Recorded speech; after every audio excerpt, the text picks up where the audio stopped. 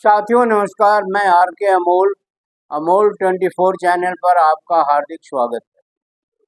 बात किसी की व्यथा को जानने के बारे में है। जैसे कोई कहता है कि मुझे ये कष्ट है, तो वो कष्ट का बखान करेगा, कष्ट के बारे में वर्णन करेगा, कष्ट के बारे में बताएगा।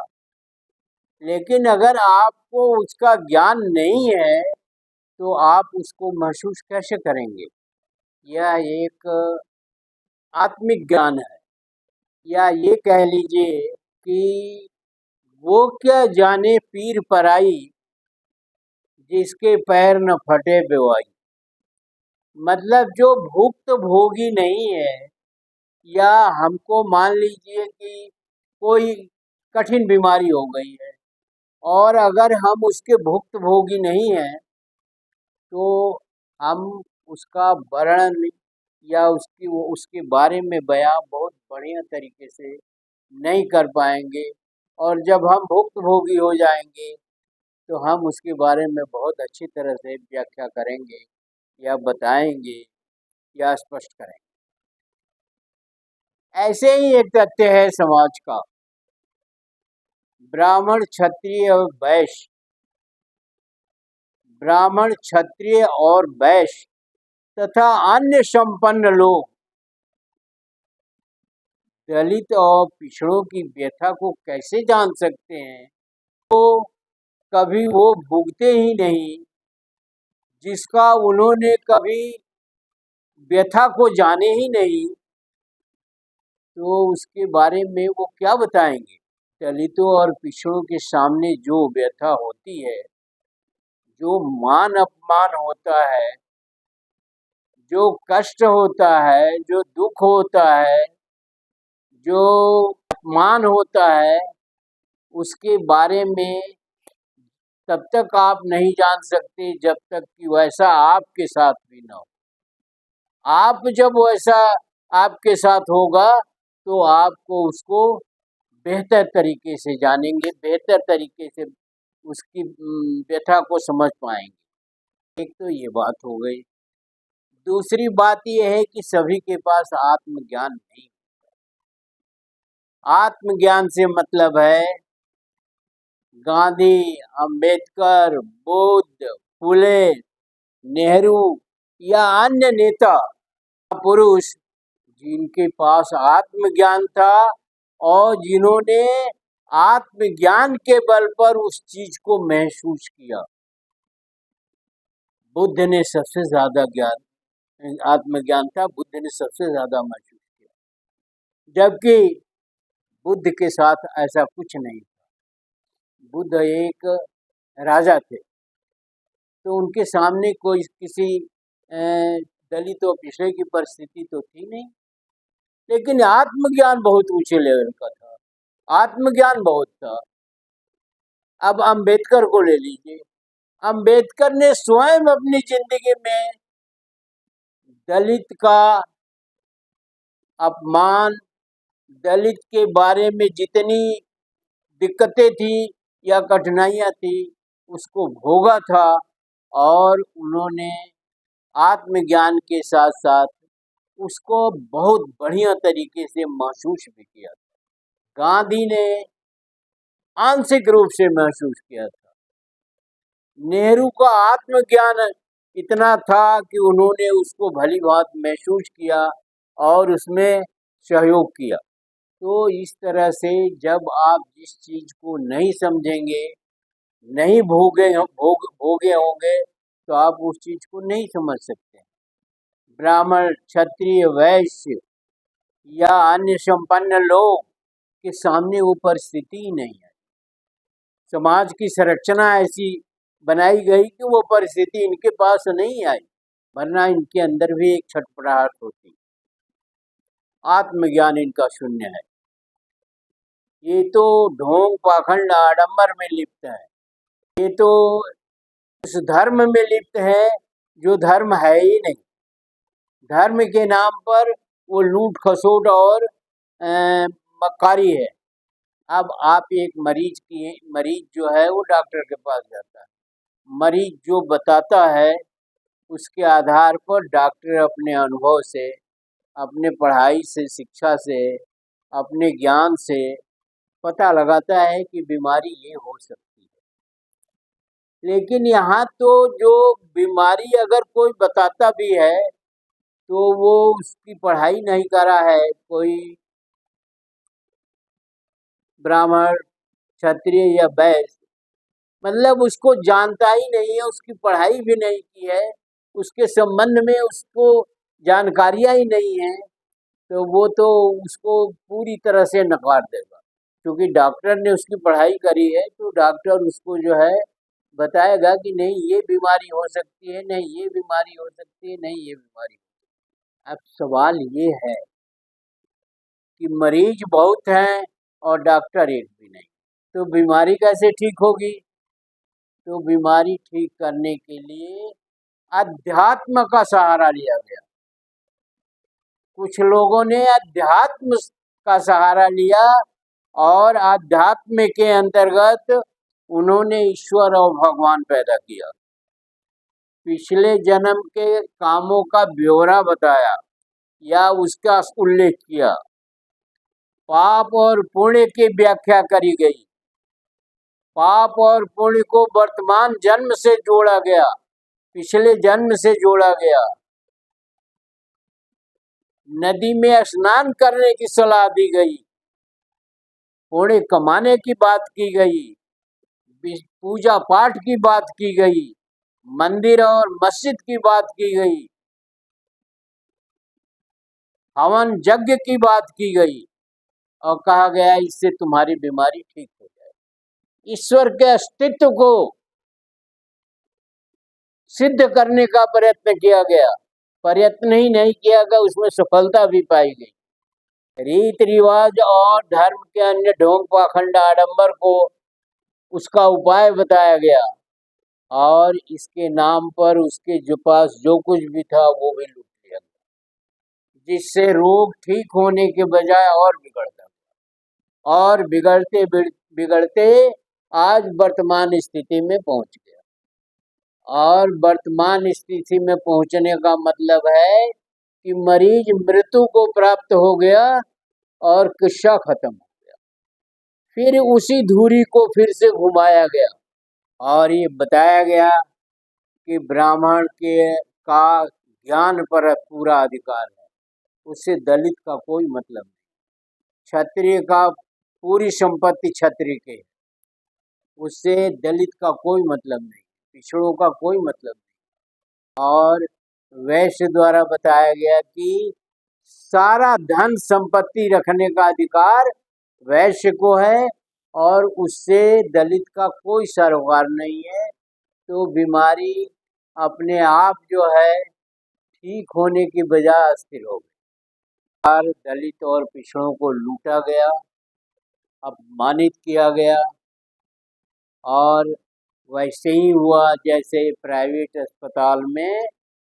मरीज से लूटा जाता है, ये भी दवा खा लो, ये भी दवा खा लो, इंजेक्शन लगा देते हैं, ऐसा कर देते हैं, वैसा कर देते हैं और बीमारी जो है उसकी दवा न करने के बजाय पैसे की अधिक से अधिक प्राइवेट अस्पतालों में उगाही की गई।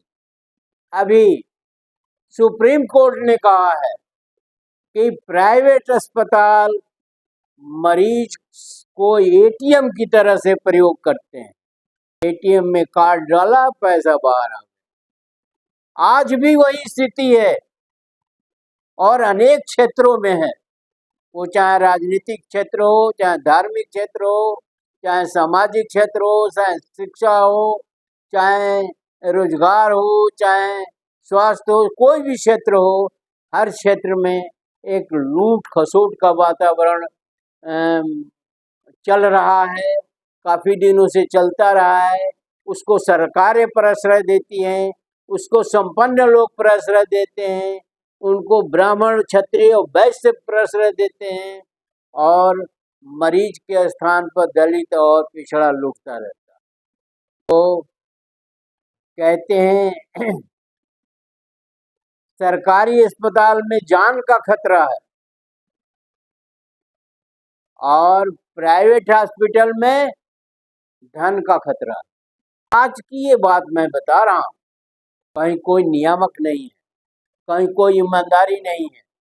जो कुछ भी है देश के अंदर, एक दूसरे की संपत्ति लूट लेना है, चाहे विधा कोई भी हो। कैसे देश पनपेगा, कैसे देश में स्थिरता आएगी, कैसे देश में संपन्नता आएगी, कैसे देश में एक सामाजिक और प्रस्ता आएगी, और कैसे ये देश में एक हेट्रोजीनियस नहीं बल्कि होमोजीनियस वातावरण बनेगा। आज अभी हेट्रोजीनियस वातावरण। तो इस तरह से देश की वर्षों से विडंबना चली आ रही है, और इसी कारण से ये देश जो है 755 साल गुलाम रहा है, और तरह तरह की विडंबनाएं या भ्रम जो है समाज के अंदर पैदा किया जाता है।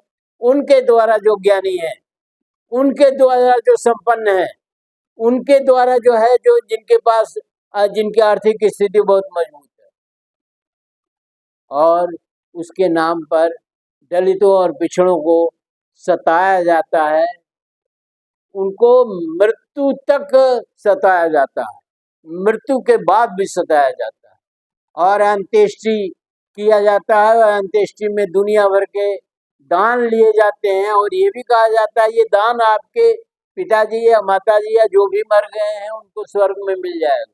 आज की ये स्थिति बता रहे हैं। मुंडन संस्कार, कांवड़ यात्रा, अंत्येष्टि भोज और इस तरह की तमाम कृतियां समाज में फैली हुई हैं, और उनको आज भी बढ़ावा दिया जा रहा है, और आज भी उनको सपोर्ट किया जा रहा है। आपकी आंख के सामने है, मेरे कहने का कोई मतलब नहीं है, आपके सामने है। आंकड़े के अनुसार ब्राह्मण जो है 60-70% शिक्षित हैं, और इतनी ही उनके पास 65% नौकरियां हैं। क्षत्रियों के पास या ठाकुरों के पास 80% जमीनें हैं, और 20% में बाकी सब लोग हैं, जबकि उनकी आबादी जो है 5% है, और ब्राह्मणों की आबादी 3%। सारा 80% बिजनेस जो है वो वैश्यों के पास है, और इसी अनुपात में उनके पास नौकरियां भी हैं और चीजें हैं। और दलित पिछड़ों के पास जो 52% है, उनके पास जो 2-3% जमीन है, 3-4% जमीन होगी, और उतनी बहुत कम नौकरियां हैं संख्या के हिसाब से। और ऐसे ही 20-22% दलित हैं, उनके साथ भी है। और ये अत्याचार या ये बीमारी और बढ़ती जा रही है पिछले 10-15 सालों से, और खुलेआम कहा जा रहा है, और खुलेआम जो है उसी चीज को दोहराया जा रहा है जो उससे पहले दोहराया गया। ढोंग पाखंड आडंबर बढ़ता जा रहा है, लूट खसोट धर्म के नाम पर बढ़ता जा रहा है, हर चीज के नाम पर। एक उदाहरण देते हैं, सही उदाहरण देते हैं। लालू यादव ने किसी समय राहुल गांधी को मटन की पार्टी दी, केवल 2 आदमी, उसका बड़े पैमाने पर विरोध हुआ, खिल्ली उड़ाई गई। तेजस्वी यादव ने और मुकेश सहनी ने मछली की पार्टी दी, ये सावन की बात कह रहे हैं, उसकी भी खिल्ली उड़ाई गई। लेकिन जदयू के सांसद लल्लन सिंह ने, जो केंद्रीय मंत्री भी हैं, बहुत बड़े पैमाने पर सावन के महीने भी मटन पार्टी की गई, और किसी ने चूं तक नहीं कसा। पगड़ीधारी, साधु सन्यासी, बड़े बड़े तिलकधारी, बड़े बड़े राजनीतिज्ञ, बड़े बड़े ओहदों पर बैठे हुए लोग, किसी ने कुछ नहीं बोला, एक शब्द नहीं बोला, एकदम सन्नाटा रहा, चुप्पी रही। ये है देश की वास्तविक तस्वीर।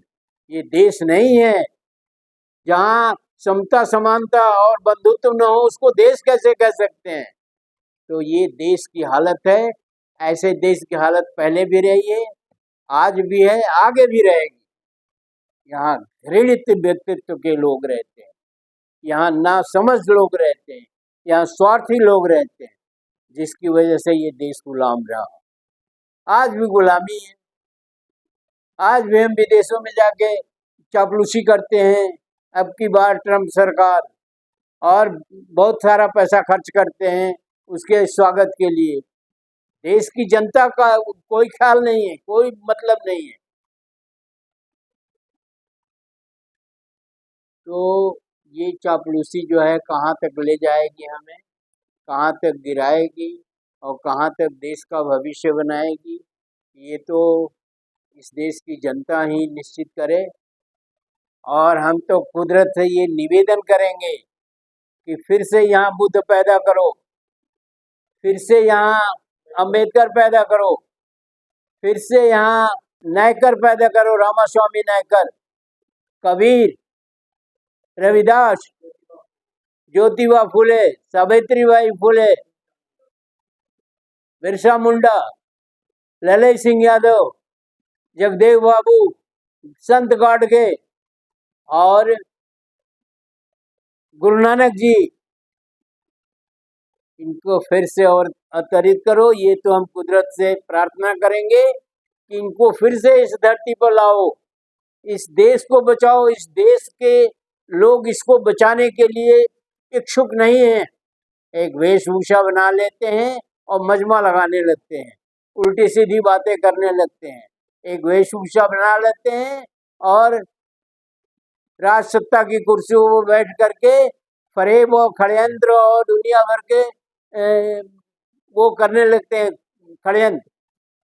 इस देश की जनता जो एक निरीह जनता है, हम तो कुदरत से यही प्रार्थना करेंगे कि जो महापुरुषों को बताए हैं इनकी फिर से इस देश में उत्पत्ति हो और इस देश का कल्याण हो, सुधार हो और जनता एक ही हो, कहीं कोई असमानता न हो। वीडियो को ध्यान से पढ़िए। विशेषकर हम दलितों पिछड़ों से कहेंगे कि वीडियो ध्यान से पढ़िए, क्योंकि मरीज आप ही हैं और दवा के लिए आप उपाय करिए, नहीं तो आपकी पुश्त दर पुश्तें जो है इस लाइलाज बीमारी से मरती रहेगी। हमारी लाइलाज बीमारी, ध्यान से पढ़िए, समझिए, कमेंट बॉक्स में हमको भी बताइए और इसके समाधान के लिए भी उपाय करिए। एक बार किसी सरकार, किसी एमएलए, किसी एमपी को रिपीट मत करिए, उन्हें फेंटते रहिए, उन्हें अपने अंगुलियों पर नचाते रहिए, अन्यथा भुगते हैं आप, भुगत रहे हैं और आगे भी भुगतेंगे, आपकी पीढ़ियां भुगतेंगे। आपने चैनल को सब्सक्राइब नहीं किया हो तो सब्सक्राइब कर लीजिए। वीडियो को शेयर और लाइक करना न भूलें। वीडियो बहुत सारगर्भित है। धन्यवाद। जय भारत, जय संविधान।